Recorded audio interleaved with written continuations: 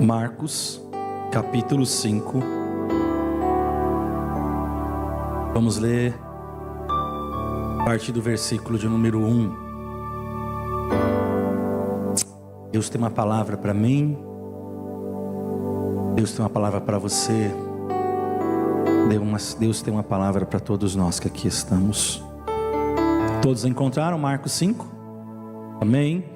Diz assim a palavra do Senhor: Entre mentes, chegaram à outra margem do mar, a terra dos Gerazenos, ou Gadarenos em outras versões. Ao desembarcar, logo veio dos sepulcros ao seu encontro um homem possesso de espírito imundo, o qual vivia nos sepulcros, e nem mesmo com cadeias alguém podia prendê-lo, porque, tendo sido muitas vezes preso com grilhões e cadeias, as cadeias foram quebradas por ele, e os grilhões despedaçados, e ninguém podia subjugá-lo. Andava sempre de noite e de dia, clamando por entre os sepulcros e pelos montes, ferindo-se com pedras. Quando de longe viu Jesus, correu e o adorou, exclamando com alta voz: Que tenho eu contigo, Jesus, Filho do Deus Altíssimo? Conjuro-te por Deus que não me atormentes. Porque Jesus lhe dissera: Espírito imundo, sai desse homem. E perguntou-lhe: Qual o teu nome? Respondeu ele: Legião é o meu nome, porque somos muitos. E rogou-lhe encarecidamente que os não mandasse para fora do país. Ora, pastava ali pelo monte uma grande manada de porcos, e os espíritos imundos rogaram a Jesus, dizendo: Manda-nos para os porcos, para que entremos neles. Jesus o permitiu. Então, saindo os espíritos imundos, entraram nos porcos, e a manada, que era cerca de 2.000, precipitou-se de despenhadeira abaixo, para dentro do mar, onde se afogaram. Os porqueiros fugiram, e o anunciaram na cidade e pelos campos. Então, saiu o povo para ver o que sucedera. Indo ter com Jesus, viram o endemoniado, o que tivera a legião, assentado, vestido, em perfeito juízo, e temeram. Os que haviam presenciado os fatos contaram-lhe o que acontecera ao endemoniado e acerca dos porcos, e entraram a rogar-lhe que se retirasse da terra deles. Ao entrar Jesus no barco, suplicava-lhe o que for endemoniado que o deixasse estar com ele. Jesus, porém, não lhe permitiu, mas ordenou-lhe: Vai para a tua casa, para os teus, anuncia-lhes tudo o que o Senhor te fez, e como teve compaixão de ti. Então ele foi e começou a proclamar em Decápolis tudo o que Jesus lhe fizera, e todos se admiravam. Pai, nós te louvamos nessa noite pela tua palavra, Senhor, que foi lida nesta casa nessa noite. Tua palavra é a maior revelação para as nossas vidas, Jesus. Fala conosco hoje, Senhor, que o teu Espírito Santo tenha plena liberdade de atuação, que eu diminua e o Senhor cresça. Senhor, eu também preciso e quero ser ministrado pelo Senhor nesta noite. O Senhor já tem falado ao meu coração e continuará falando. Fala com a tua igreja, fala com teus filhos e filhas que aqui estão, que precisam da tua direção, que precisam da tua admoestação, que precisam dos teus conselhos, Jesus. E nós estamos aqui para aprender, nós estamos aqui para te ouvir. Por isso, Senhor, fala conosco. Nós desejamos a tua presença, em nome de Jesus. Amém. Amém. Os irmãos podem sentar. Irmãos, essa mesma história também ela vai ser relatada no Evangelho de Mateus, capítulo 8, e no Evangelho de Lucas também, no seu capítulo de número 8. E em todos os relatos, obviamente, cada um ele vai trabalhar sobre a sua ótica, sobre a sua visão, E por isso os evangelhos eles vão se complementando, porque o que um viu, o outro viu por um outro ângulo, e eles vão se complementando e a gente consegue ter uma ideia do todo. E em todos esses relatos existe uma convergência entre eles. É que além da libertação daquele moço, daquele gadareno ou gerazeno, como vocês preferirem, também mostra, em todos esses evangelhos, mostram pessoas pedindo para Jesus ir embora. Em todos os evangelhos mostra que houve a libertação, mas também que as pessoas pediram para Jesus ir embora dali. Enquanto em muitos lugares as pessoas se aglomeravam e pediam para Jesus, queriam estar próximas de Jesus, nós vemos agora que Jesus entra num lugar onde ele realiza uma proeza, uma maravilha, ele realiza uma libertação, mas as pessoas daquela cidade vão convidar Jesus a se retirar dali. E isso precisa também nos saltar aos olhos.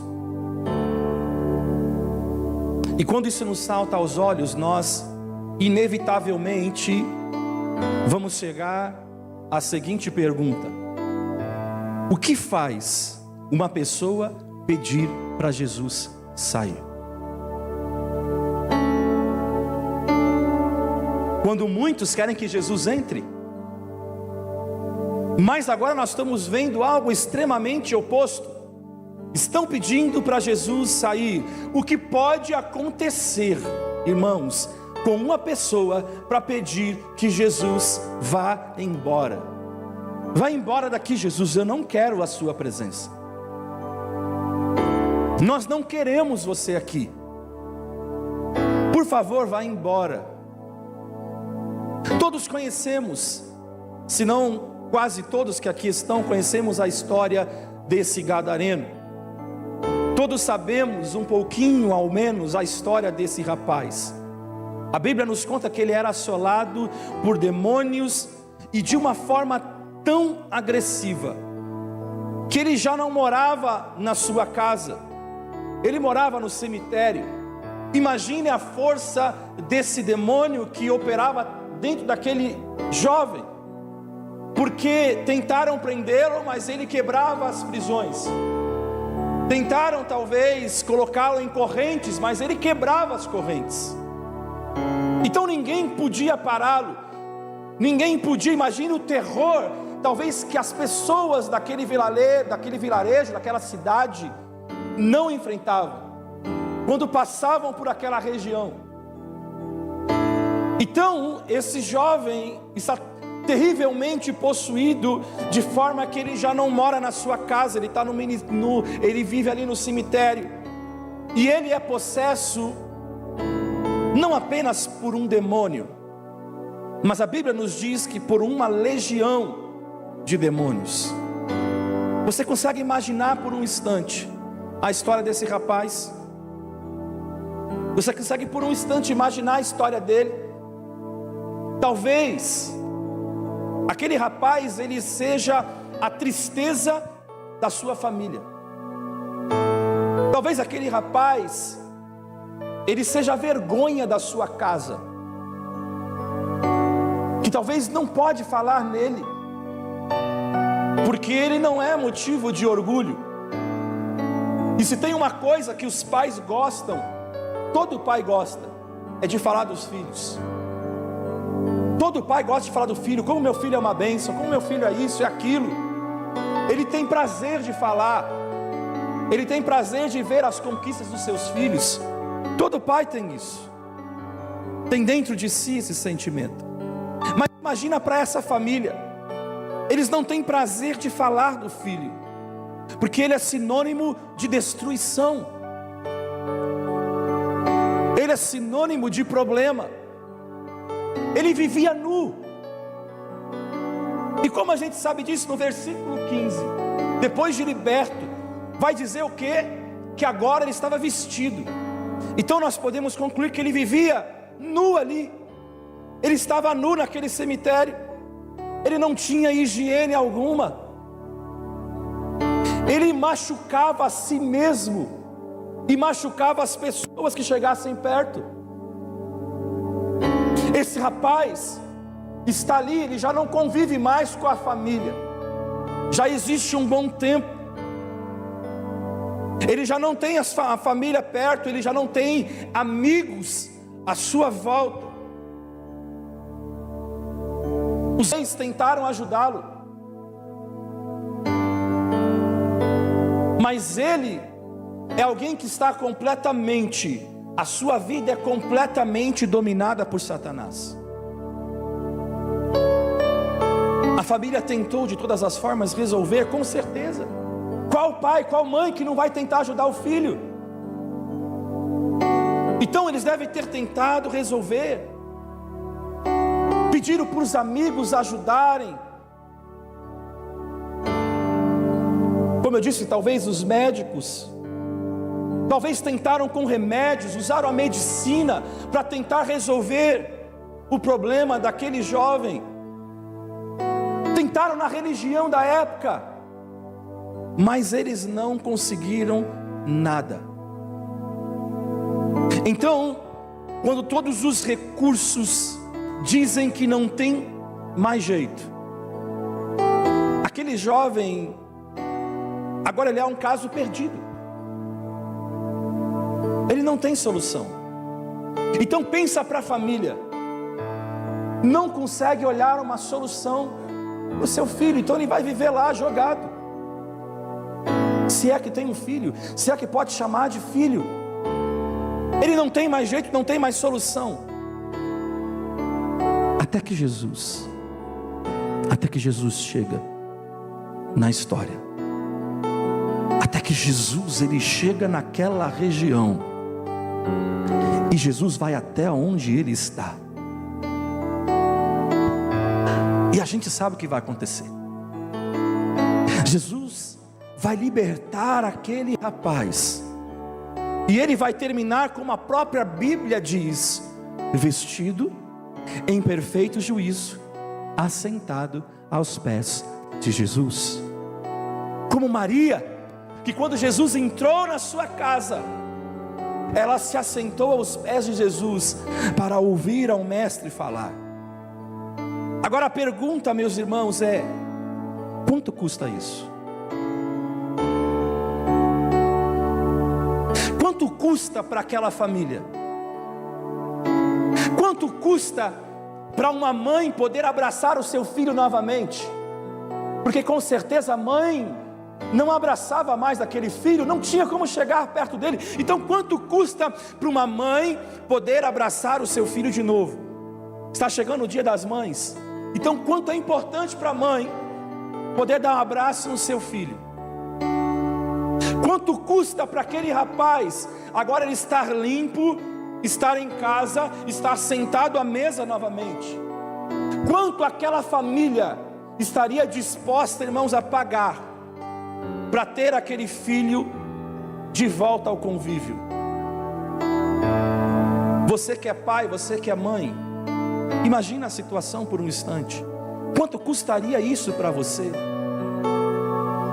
Eu imagino que a resposta de todos seria: eu faria o que pudesse fazer, despenderia de todos os meus bens, eu faria tudo para ajudar o meu filho. Então imagina quanto que custa para essa família. Agora ele vivia nos sepulcros, mas agora ele está limpo, educado, trajado, íntegro. Quanto custa isso? Será que você consegue mensurar isso? Eu acredito que não tem preço. Você pode imaginar uma quantia, mas não tem preço. E detalhe, Jesus não cobrou nada, foi de graça. O que ninguém conseguia resolver, Jesus resolveu, e de graça. Muitas vezes, irmãos, o preço das coisas não é medida com a base financeira, mas a nossa tendência é sempre olhar para esse lado, é ou não é? A gente olha, tem coisas que não tem preço. A educação do teu filho, qual o preço?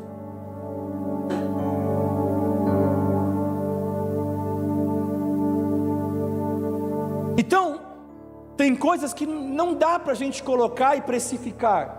Não, vamos ver aqui, vamos colocar na balança e vamos ver se a gente vai fazer ou não. Tem coisas que você fala assim, não tem preço.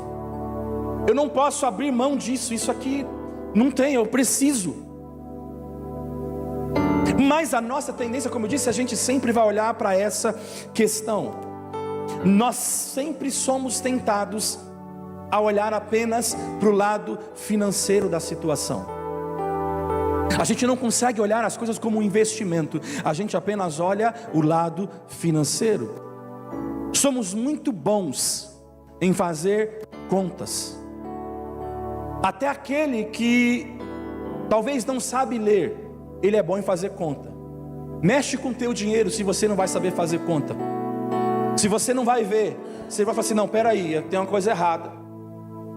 Porque mexeu com o teu dinheiro, mexeu com a parte financeira, e mexeu com a parte financeira, você começa a olhar, você começa a observar. Então, quando se fala em finanças, nós somos muito bons em fazer contas, mas irmãos, e quando se fala no reino de Deus, quando pensamos no reino de Deus, a nossa pergunta a gente tem que saber responder dentro de nós: quanto custa ser um cristão? Quanto custa para você ser um cristão? Quanto custa para você servir a Deus? Ninguém consegue enxergar o quanto custou para Deus entregar seu filho. Você já fez a conta? A gente faz a conta, quanto custou para Deus entregar seu filho? Quanto custou para Jesus se levantar do seu trono de glória, assumir a condição humana? Quanto custou? Vamos pensar em finanças? Quanto custou isso, irmãos? Quanto custou o tapa no rosto que Jesus levou? Quanto custou as cusparadas que Jesus sofreu? Quanto custou os açoites? Quanto custou a crucificação? Você consegue pensar?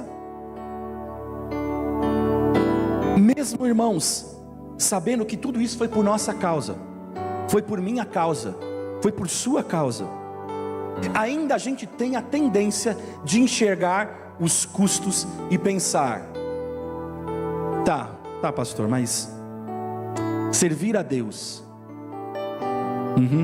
ir para a casa de Deus, e a minha gasolina? Quem vai pagar?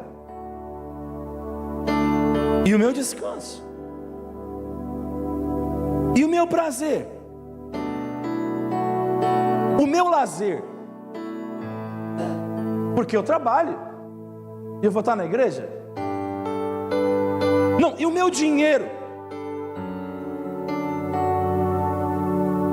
E o meu tempo? Não, Jesus pagou o preço na cruz, mas não, isso vai custar para mim. Eu vou ter que me dedicar.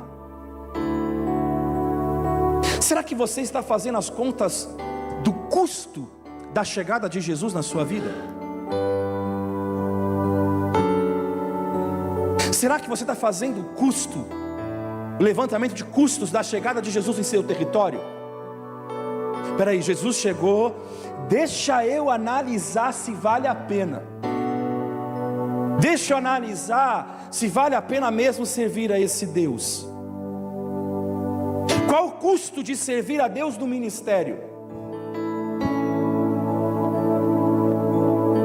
Engraçado a gente não quer saber quanto custou a Jesus morrer naquela cruz, mas a gente acha caro demais se converter. Não, é muito caro. É muito caro eu servir a Deus, porque peraí, eu vou ter que me abandonar coisas que me custam. Porque servir a Deus vai ter um custo. Servir a Deus eu vou ter que abrir mão de coisas. E quanto custa isso?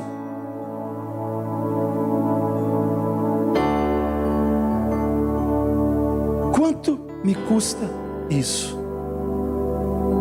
Aí eu vou recomendar, o presbítero falou que agora eu virei aquele que recomenda filmes, né, crítico. Eu vou recomendar aos irmãos, alguns já devem ter visto no cinema, mas quem tiver o Amazon ou tiver o Max, você pode ver A Forja. É um excelente filme e vai falar sobre custo. Muito bonito, ainda estou vendo, tá, irmãos? Que a gente lá em casa, a gente acaba vendo picado, porque a gente para, vê o filme. Teve uma hora que eu até tive que falar com a minha esposa: peraí, nós vamos ver o filme ou nós vamos ministrar? Porque a gente vê o filme, pausa, pega os nossos filhos e começa a explicar.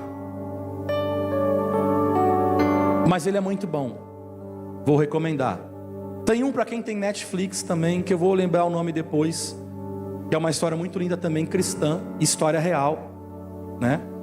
É de um casal, um pastor e mais uma esposa, depois a gente vai lembrar o nome, que adota muitas crianças na cidade, ao ponto de que a cidade inteira traz uma revolução para a cidade, que eles vão pedir para adotar mais crianças, e eles chegam no lugar para pedir adoção, e eles falam assim: não tem mais criança para adotar, porque todo mundo adotou as crianças. Som da Esperança, Som da Esperança é o nome do filme. Muito bom também você assistir. Então esse foi o momento recomendação, irmãos. Amém? Então, ao invés de você ir para casa assistir Big Brother, assistir o Fantástico, assista uma coisa que vai edificar a tua vida. Amém? Então o ponto, vamos voltar. A gente quer saber, a gente não quer saber quanto que custou para Jesus morrer na cruz, mas a gente quer fazer contas para ver quanto que custa servir a Ele. Como eu disse, essa história é apresentada em 3 dos 4 evangelhos, e em todas as vezes termina com as pessoas, com o povo pedindo para que Jesus vá embora. Jesus chega, liberta o rapaz e é praticamente expulso de lá. Ele faz algo bom, algo que muda a história de uma vida, mas ele é expulso de lá, porque alguém pediria para Jesus sair. A mulher samaritana, quando ela tem um encontro com Jesus, Jesus mal entrou na cidade, Jesus está ali no poço, e ela se encontra com Jesus, ela sai correndo para anunciar Jesus. Jesus entra aqui, Jesus fica aqui, mas essas pessoas estão falando: Jesus, vai embora, porque a presença de Jesus não era bem-vinda, mesmo depois de libertar um rapaz como aquele.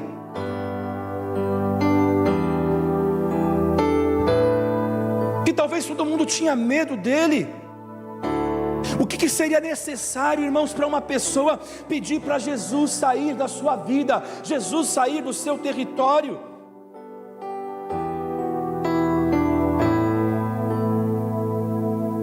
Quem não tem Jesus não entende o que está perdendo, porque quem tem Jesus tem tudo. O que Jesus fez para ser convidado a se retirar? Quais os cuidados nós temos que ter para não agirmos assim? Será que a gente também não age assim muitas vezes? Nós convidamos Jesus a sair. Não, Jesus, deixa que isso aqui eu resolvo, deixa que isso aqui é comigo, deixa que eu já estou muito santo, sou mais santo que o Senhor para resolver. Quando a gente age assim com Jesus, quero deixar 3 pontos para a gente pensar. Primeiro ponto, a gente precisa entender algo, que a chegada de Jesus vem com a necessidade de decidirmos entre o reino de Deus e o reino dos porcos. A chegada de Jesus vem com a necessidade de a gente decidir entre o reino de Deus ou o reino dos porcos. Olha lá, muita gente gosta de Jesus, sim ou não? Até preguei sobre isso. Jesus é o mais amado, é o mais odiado, mas Ele é o mais amado, amém? Então, Jesus está na boca de todo mundo, até do ímpio. Então muita gente gosta de Jesus. O nome de Jesus funciona. O nome de Jesus funciona. Muita gente fala de Jesus, muita gente indica Jesus. Não, olha, eu acho que, olha, eu não vou na igreja, mas você devia ir na igreja, você devia ir lá buscar Jesus.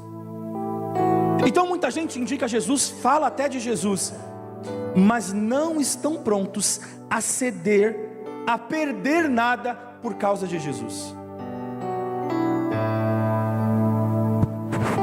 Enxergam Jesus apenas como alguém que vai te dar alguma coisa.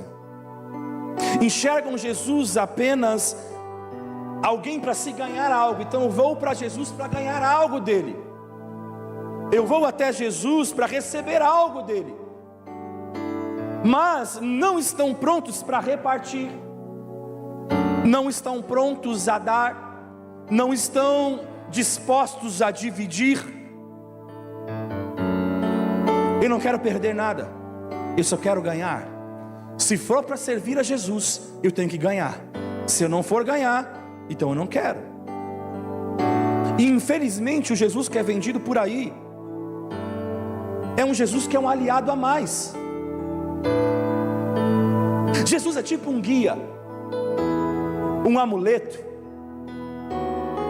que depois que o pastor orou, agora você tem a presença de Jesus com você, você tem Jesus do seu lado. E Jesus é como o vingador, os vingadores, sabe? Que o bicho está pegando, na hora que está chegando, Jesus vai fazer a entrada triunfal, vai destruir todo mundo. Jesus vai chegar com a espada flamejante, vai passar a espada no capeta, vai te salvar na hora H e resolver o problema. Aí Jesus fala: tá tudo certo agora? Tá tudo certo, Jesus, obrigado, tchau Jesus, até a próxima. Esse é o Jesus que é pregado em muitos lugares.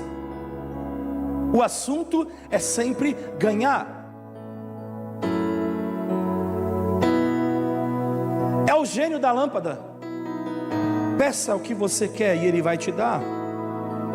E isso é uma forma mesquinha de se ver o Evangelho. Jesus cura, liberta, salva. Jesus curou aqui, libertou. Mas a libertação resolveu para a cidade? Não. Eles ganharam, mas não, eu prefiro um Jesus chaveirinho.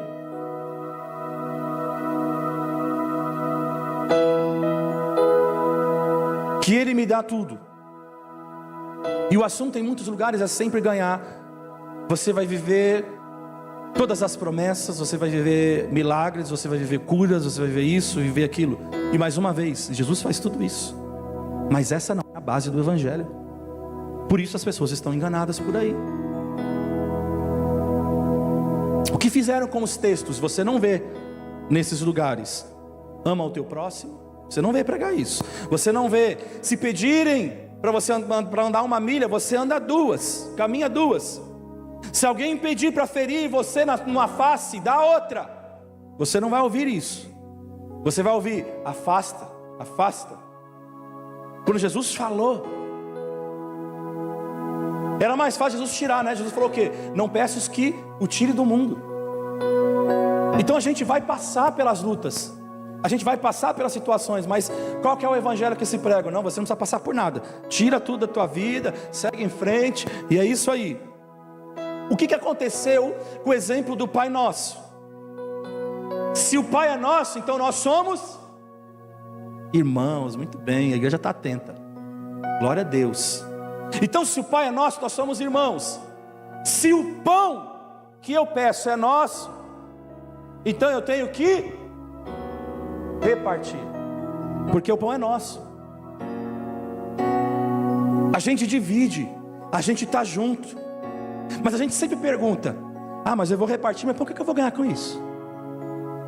Não, ajuda lá o fulano, mas o que eu vou ganhar com isso? Entenda algo, eu só posso ser perdoado por Deus na medida em que eu perdoo aquele que peca contra mim. Então pecou contra mim, eu não perdoo, não quero papo. O maior testemunho tem a ver com aquilo que eu divido, como eu reparto, como eu me entrego, como eu entrego aquilo que Deus confiou a mim. Mas o problema é que os testemunhos hoje não emplacam, irmãos. O testemunho que emplaca é quando você diz que algo foi acrescentado. Esse é o testemunho que emplaca. Não, Deus fez isso, Deus fez aquilo, e abriu a porta e tal, e glória a Deus, a igreja veio abaixo. Deus está fazendo, Deus está realizando um monte de coisa. O evangelho se torna pequeno, mercantilista. É só Deus que faz. Jesus chegou ao território daquele rapaz assolado por demônios. E o impacto da chegada de Jesus é que Jesus deixou o rapaz livre dos demônios. Jesus tirou os demônios. O que o impacto da presença de Jesus está fazendo no teu território? Qual é o impacto da presença de Jesus em você? O que o impacto da presença de Jesus na tua vida está causando na vida dos outros? Nós temos que aprender algo. Temos que ser fonte. Mas parece que a gente só quer receber. A gente não é fonte, a gente tem que ser uma fonte a jorrar.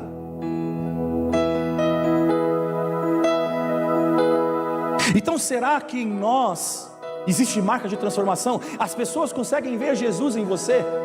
Os teus comportamentos, as tuas atitudes refletem quem Cristo é na tua vida? Será que a presença de Jesus realmente trouxe um impacto na tua vida? Ou a tua vida continua sendo a mesma? Jesus é só um amuleto que você carrega do lado. Agora, por que você teima em continuar sendo a mesma pessoa? O que as pessoas à sua volta podem dizer a respeito de Jesus quando olham para a tua vida? Será que ela fala assim, não, ali é um servo de Deus, ali não, é um homem de Deus, é uma mulher de Deus? Ou será que você é confundido facilmente com uma pessoa normal? Preste atenção. Uma legião seria uma nomenclatura militar de origem romana. Totaliza um número de 6.000. Então estamos falando de 6.000 demônios dentro de uma vida. Tudo isso saiu com a presença de Jesus. Mas algo mais saiu. Alguém sabe o que mais saiu? 2.000 porcos.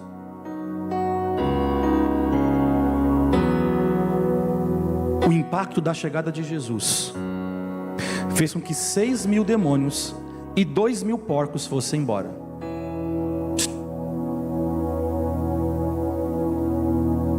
Veja que não foram só demônios que saíram. Houve também uma perda.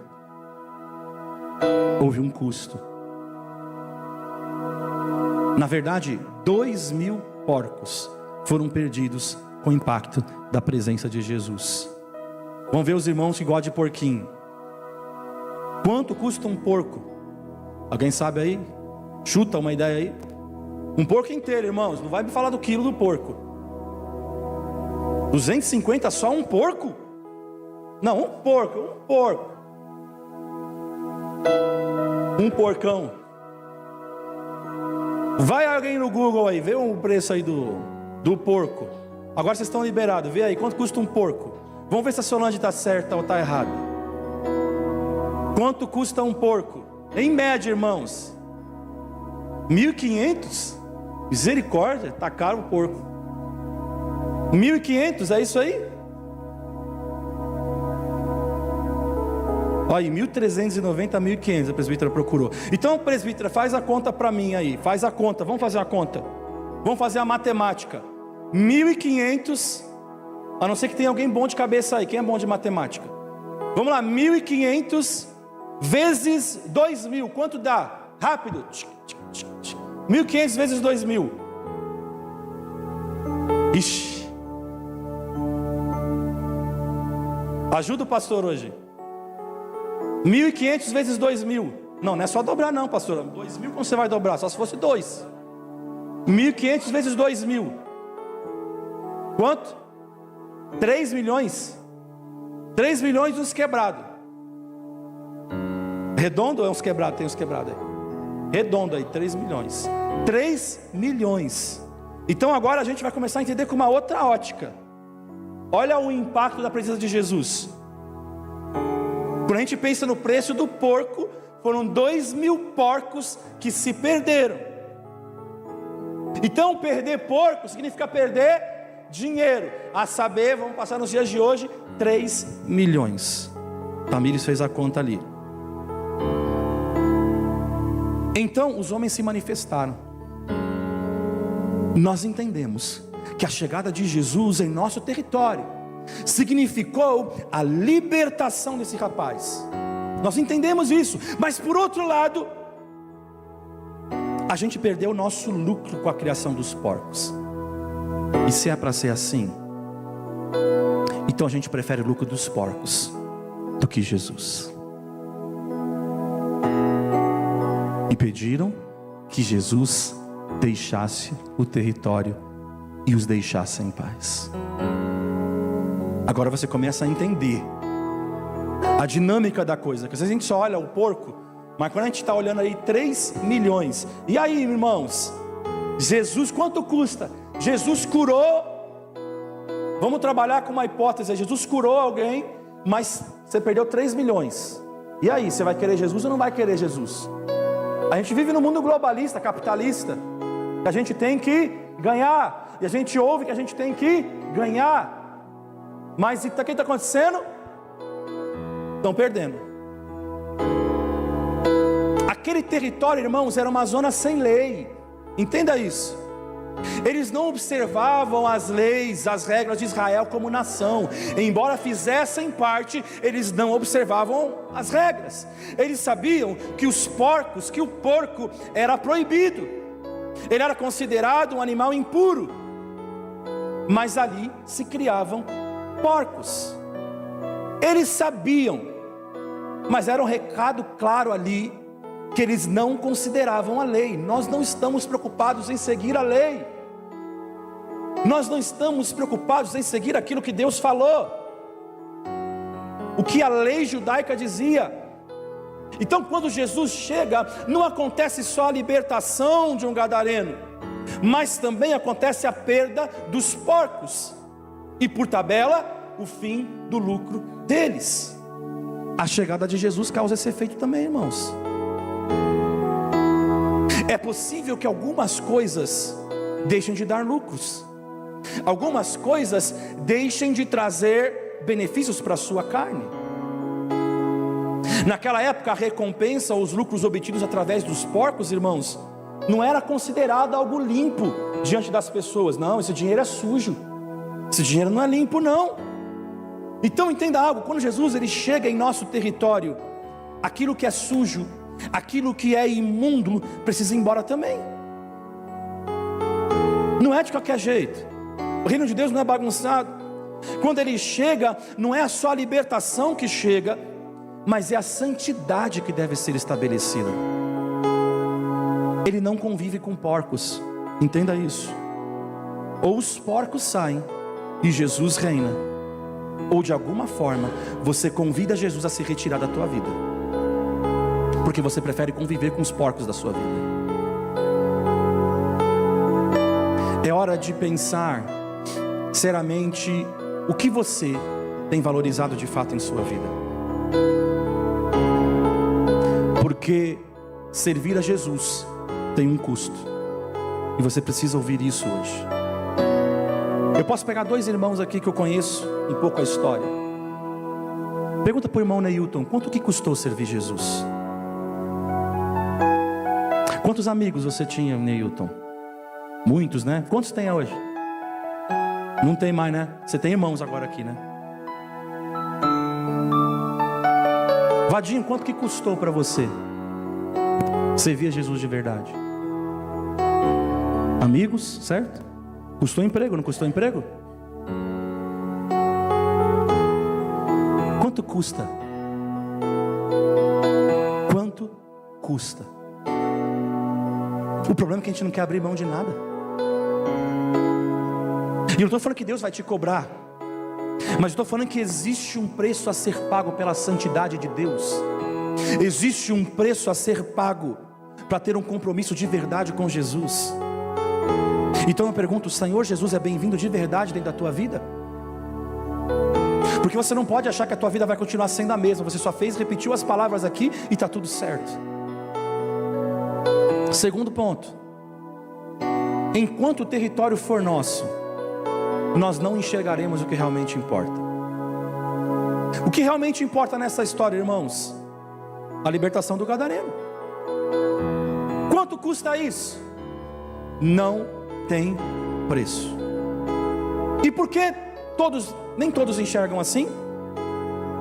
Porque eles só estão olhando para os porcos e não para as pessoas.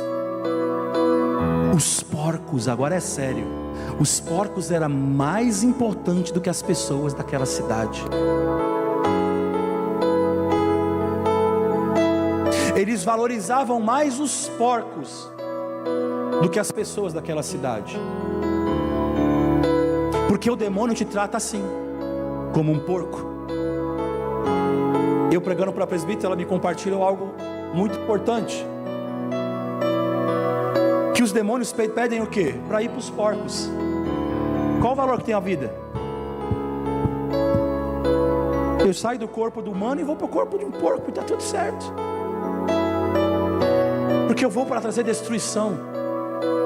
O diabo vem para trazer destruição. Mas será quantas vezes a gente está olhando mais para os porcos do que para as pessoas? O que eles falaram para Jesus? Saia do nosso território. O território é deles. Os porcos são deles. O terreno é deles. O chiqueiro é deles. A lama é deles. Os lucros são deles. Uma pessoa que é dona de tudo e tudo quer para ela, ela não está pronta para sentir os efeitos da chegada de Jesus. Porque eu quero tudo para mim, tudo tem que ser meu e acabou. Então eu pergunto se essa pessoa está pronta para receber Jesus. Porque uma das primeiras coisas que acontece, irmãos, quando Jesus entra na vida, é que nós entendemos que nós não temos nada. Se a gente não entende que Jesus é tudo, então você não se converte. Por isso que é difícil muitas conversões hoje, porque as pessoas estão muito presas às coisas, ao status, às posses, ao poder. Eu estou falando de conversão genuína, não de conversão genérica, irmãos. A conversão que você se emociona, aí você vai, repete as palavras, você sai daqui e não tem nenhuma vida. Porque você precisa ver a conversão, você precisa ver na vida das pessoas. Você tem que enxergar, é um estilo de vida, irmãos. A nossa conversão é um estilo de vida. Você entende que você não é dono de nada, nem da sua vida. A gente não canta, tudo é teu. Então eu pergunto, é ou não é? Entenda algo, a conversão, guarda isso na sua mente. A conversão é uma derrota. É quando você se rende. É quando você entrega tudo. Se render a uma luta. A carne milita contra o espírito. Ela vai lutar porque eu não quero entregar. Eu não quero deixar. Isso aqui é bom, isso me alimenta, isso me fortalece.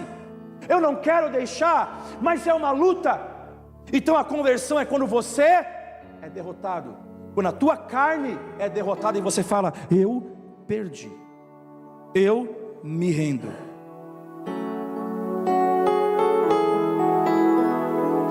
É uma guerra que você perde, porque o Espírito Santo te convenceu. E quando Ele te convence, você cai de joelhos diante dEle. Você reconhece quem Ele é. O vencido, ele se ajoelha e ele entrega tudo ao vencedor. O que nós cantamos? Tu és o vencedor, não é isso? É quando você entrega tudo para Ele. Você assume: Senhor, eu perdi, e o Senhor venceu. A minha vida é tua, eu vivo para te servir. Não vivo mais eu, mas Cristo vive em mim. Se Cristo vive em mim, a minha carne perdeu. E é isso que Deus está falando nessa noite. É tempo de você deixar a tua carne perder de verdade, para você experimentar a melhor coisa que pode acontecer na tua vida. E essa é a conversão. O nosso destino está nas mãos do Senhor. No versículo 17, eles são incisivos em dizer que a terra é deles. E enquanto você entender que a terra é sua, que o jeito é seu, enquanto você entender que é você que decide as regras, é você que diz o que vai acontecer na tua vida, Jesus nunca vai prevalecer. Eles estavam com medo do prejuízo que Jesus iria causar, e Ele causa. Eu citei 2 irmãos, no final do culto vocês podem perguntar para eles, ou muitos que estão aqui, amigos, diversões, parentes, seu tempo. O jovem do filme, ele fala com Deus: Deus, o que eu preciso perder? Eu não vou contar o que, né? Mas ele só olha quando ele vê que Deus ministra, ele fala assim: ah não, Deus, esse aqui não. Aí você vai ver o filme, depois você me fala. O que rouba o teu tempo, a tua comunhão com Deus, que você precisa perder, tirar da tua vida? Ter coragem de falar: isso rouba o meu tempo com Deus. Deus está me chamando, Deus está chamando a igreja dele a um tempo de particularidade, a um tempo de comunhão maior com Ele. O que precisa perder na tua vida? O que custa tanto que você não consegue abrir mão? Precisamos parar de olhar apenas para os nossos prejuízos. Para de olhar para os teus porcos, para os teus porquinhos, e olha para o que realmente importa, irmãos. Infelizmente para muitos ainda, o mais importante são os porcos, é a lama, são os lucros. Isso é mais importante. Mas com Jesus aprendemos que o problema não é o valor financeiro das coisas, mas é onde está o teu coração. Mateus capítulo 6, versículo 19 diz assim: não acumulem para vocês tesouro na terra, onde a traça e a ferrugem destroem, onde ladrões arrombam e furtam, mas acumulem para vocês tesouros no céu, onde a traça e a ferrugem não destroem, e onde os ladrões não arrombam nem furtam, pois onde estiver o seu tesouro, aí também está o seu coração. E eu pergunto: onde está o teu coração nessa noite? Se o teu coração está, acaba logo a pregação, teu coração não está em Deus, e você precisa rever isso, porque Jesus está falando nos últimos tempos, nos últimos cultos, Jesus está chamando a atenção da sua igreja: desperta, desperta. Enquanto ser cristão for apenas um espaço, for apenas uma parte, for apenas um departamento da nossa vida, o território é nosso. Jesus é apenas uma parte aqui, só essa parte que o Senhor tem. Enquanto você encarar Jesus na sua vida assim, Ele não será bem-vindo dentro de você. E não é porque Ele não quer entrar, é você que não deixa Ele entrar. É você que não deixa Ele ser Senhor. Senhor é aquele que você submete, mas se você não se submete a Ele, Ele não é o teu Senhor, você precisa entender isso. Porque quando Ele chega, os porcos e a lama precisa sair, e isso pode gerar um prejuízo grande para você. Você está disposto realmente a lidar com a chegada de Jesus? Você consegue enxergar o que realmente importa? Terceiro e último, já estou terminando. Jesus, ele é bem-vindo quando a gente entende que o que ele dá é mais importante do que ele tira. Jesus é bem-vindo quando a gente entende de verdade de que o que ele dá é mais importante do que o que ele tira. Jesus está tirando. Ele está tirando os porcos. Ele está tirando o lucro. Ele decidiu tirar a sujeira. Mas o que ele decidiu dar? Ele está trazendo um homem da morte para a vida. Isso vale do que 1 milhão de porcos. Quanto custa uma alma? Quanto custa? Faz as contas. A Bíblia fala de que vale o homem ganhar o mundo inteiro e perder a sua alma. Então, ou seja, você pode ganhar o mundo inteiro e ainda assim não tem valor de uma alma.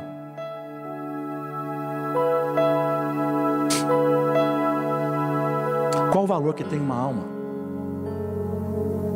Jesus é bem-vindo quando a gente entende, irmãos, que o que ele dá é maior do que o que ele tira. Ele está trazendo alguém para a vida, alguém que não tinha mais vida, alguém que não tinha sentido de vida. Quanto custa, irmãos? Perceba que o que mais importava para aquelas pessoas não era a restauração de um homem e de tabela da sua família. Lucas 8:33 diz assim: tendo os demônios saído do homem, entraram nos porcos, e a manada precipitou-se de despenhadeira abaixo para dentro do lago e se afogou. Os porqueiros, vendo o que acontecera, fugiram e foram anunciá-lo na cidade e pelos campos. Eles não saíram, os porqueiros não saíram para anunciar o que Jesus estava dando. Jesus deu vida para alguém que não tinha vida. Eles saíram para falar o que Jesus estava tirando deles. Olha, Jesus chegou aqui, olha o que ele tirou da gente.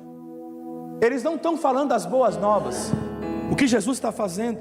Eles não estavam interessados no que Jesus restaurou. Eles estavam olhando para os efeitos da chegada de Jesus. Eles foram para a cidade dizendo: olha o tamanho do prejuízo que a presença desse homem nos trouxe. Mas quando as pessoas vieram, elas focaram o olhar na restauração daquele rapaz. Olha lá, Lucas 8 ainda, versículo 35. E o povo foi ver o que havia acontecido. Quando se aproximaram de Jesus, viram que o homem de quem haviam saído os demônios estava sentado aos pés de Jesus, vestido e em perfeito juízo, e ficaram com medo. Os que tinham visto contaram ao povo como o endemoniado fora curado. Então todo o povo da região dos Gerazenos suplicou a Jesus que se retirasse, porque estavam dominados pelo medo. Quando eles contaram a verdade, o que mais chamou a atenção não foi a montanha de 2.000 porcos mortos no lago, mas o rapaz penteado, vestido, sorridente, educado aos pés de Jesus, ouvindo aquilo que ele falava. Agora, eles precisavam decidir. Eles precisavam decidir entre os efeitos da presença de Jesus ou os lucros vindo dos porcos e toda aquela sujeira. E eu termino aqui. Isso me lembra outros territórios que Jesus entrou e houveram perdas. A Bíblia diz que ele entrou na casa de Zaqueu, que também teve que decidir.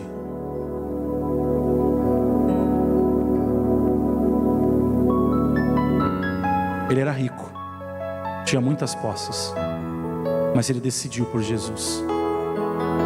A Bíblia diz que quando Jesus recebe Nicodemos, Nicodemos também teve que decidir o status, a posição, ou seguir a Jesus. A mulher samaritana, que eu já falei no início dessa ministração, ela também teve que decidir. Ela tinha uma vida, ela tinha um histórico, mas ela também teve que abrir mão daquele histórico. Os donos dos porcos preferiram os porcos. Zaqueu, dono de uma fortuna, preferiu Jesus.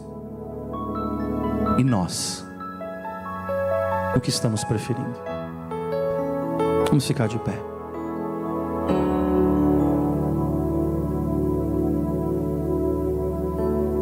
Qual é a nossa escolha? Qual a tua decisão? Quando Jesus chega, você precisa entender que alguma coisa você vai precisar renunciar. Você precisa abrir mão. Onde está o seu foco hoje? Quanto custa tudo isso? Eu não sei como você chegou aqui. Eu não sei como você está. Mas Deus está falando com vidas hoje aqui. Jesus tem que ser o todo. Jesus não pode ser um apêndice. Jesus não pode ser um asterisco. Jesus não pode ser uma parte. O que ainda divide o teu tempo? O que ainda afasta você da plenitude de Jesus? Eu quero convidar você que entender essa palavra e com coração humilde fala: Jesus, eu preciso. Talvez você ainda nem se entregou para Jesus, mas Jesus está te dando uma oportunidade de você se entregar para Ele, de conhecer a Ele de verdade. Talvez você já está aqui há muitos anos, mas ainda falta algo para você entregar. E você sabe que falta. Você sabe, isso aqui ainda é uma idolatria na minha vida. Isso aqui ainda é algo difícil de eu entregar. Isso ainda é algo difícil de abandonar. Mas isso está me roubando comunhão com o Senhor. Deus está te chamando aqui, assim como Ele curou aquele gadareno. Ele quer sarar você. Ele quer libertar você. Eu quero orar. E se você entende isso, eu quero que você venha à frente. E os pastores vão orar por você. Tenha a ousadia, tenha a coragem de falar: Jesus, eu preciso. O Senhor precisa ser o todo na minha vida. Pai, nessa noite a Tua palavra, Senhor, tem sido ministrada. E a Tua palavra, Senhor, é um chamamento, Senhor, para as nossas vidas. E muitas vezes existem coisas, pessoas, prazeres, Senhor, que muitas vezes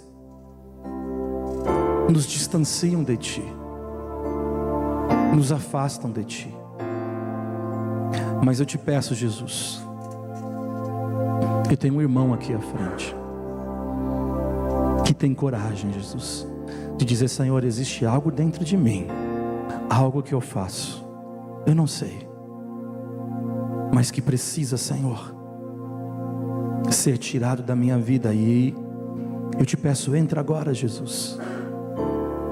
E quantos mais vidas que aqui estão, eu sei, o Senhor falou com muitos, mas a escolha, Senhor, no final ela é nossa. Viver com os porcos ou entregar todo o território para o Senhor. Por isso nessa noite, Senhor Jesus, traz libertação, Senhor, para o Teu povo. Desperta, Senhor, aqueles, Pai, Senhor Jesus, que ainda não abrem o seu coração, que endureceram os seus corações. Espírito Santo, nessa noite traz libertação, Senhor. Espírito Santo, nessa noite vai agindo, vai colocando por terra, Senhor, todo mal. Vai, Senhor, colocando por terra, Senhor Jesus, todo, Senhor, investida maligna, nós repreendemos e anulamos agora pelo poder do nome de Jesus. Senhor, nós dizemos: o território não é nosso, a vida não é nossa, Senhor, a vida é Tua. Nós entregamos tudo a Ti, nós entregamos tudo na Tua presença. Senhor, Você é bem-vindo dentro das nossas vidas. O Senhor é o que mais importa das nossas vidas, Senhor Jesus. Senhor, e não importa o que vai nos custar, mas a Tua presença, Senhor, é o que mais importa, porque algo precioso, Senhor, algo precioso o Senhor entregou naquela cruz do Calvário. Senhor, o quanto custou a Tua entrega, mas nessa noite, Jesus, Pai, essas vidas que aqui estão entendem, Senhor Jesus, que algo, Senhor, precisa também custar, algo precisa, Senhor, ser arrancado de suas vidas. Por isso, meu Deus, vai trazendo cura, Pai, nesta noite. Senhor, vai constrangendo com o Teu Espírito Santo, vai curando, Senhor, vai libertando, Senhor, vai restaurando esse coração, essa alma, Senhor Jesus, que hoje fala: Senhor, eu a entrego a Ti, Senhor. Eu coloco no altar, Senhor, eu entrego aquilo que precisa ser entregue. Eu digo: eu confio em Senhor, indiferente às circunstâncias. Por isso nessa noite, Senhor, nós nos humilhamos diante da Tua presença, porque a Tua presença é real, porque o Teu nome, Senhor, é exaltado, porque o Teu nome, Senhor, Senhor, Ele nos constrange, Senhor, a vivermos, Senhor, mais próximos de Ti.